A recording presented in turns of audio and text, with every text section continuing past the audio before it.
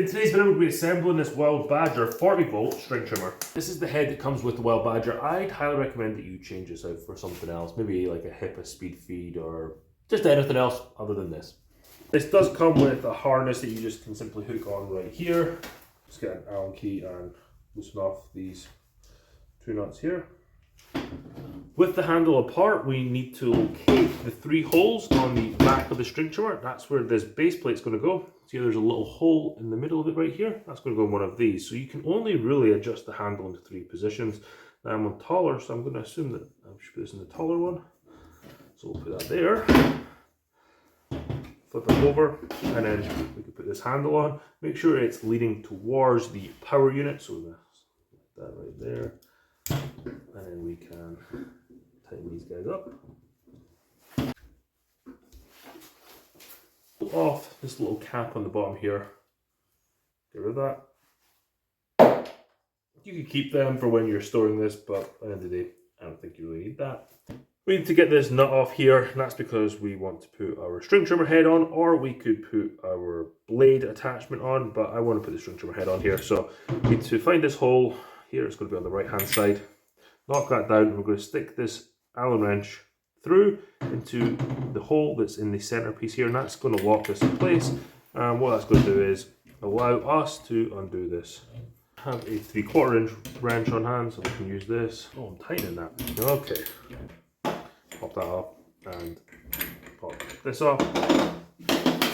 I actually need to remove this head here, and that's because this guard goes on between this housing here and this metal piece here, so you take this off. What a terrible design. Like, seriously, why would they just send this without this piece on? Pop this plate off. And because it has 3 holes here, we can line them up with 3 holes on the bottom of the shaft. Through, and you can see them lined up right there. We're going to bring in our cover plate and line that back up with the holes there. And try to hold this all down. I need like 3 pairs of hands. But there we go, we have the guard attached now. And there's the slot I was talking about before. It goes through this hole on the outside, through here, and then this little bracket here has that little slot too. So we're going to put these both back on. So we're going to put this one on first. This one.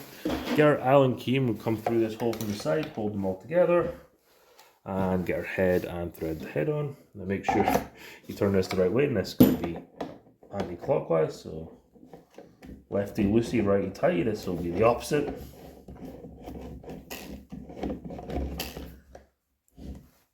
Make sure that's nice and secure. Now we've got the string trimmer head on, we can connect this to the power side of things. Let's remove this cap here. Before you can connect the power side of things to the string trimmer, you need to pull out this little plug here. So you're going to pull this little plug out and twist it 45 degrees. It's going to sit on the shoulder right here.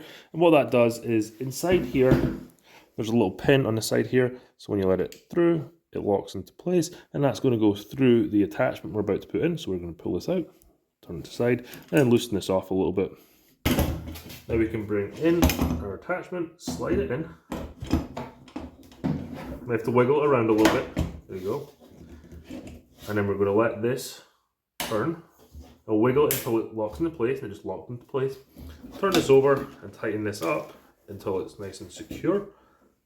The Wild Badger only has 1 speed setting, and then to use it, you just flick this little switch forward and pull the paddle up and let it go.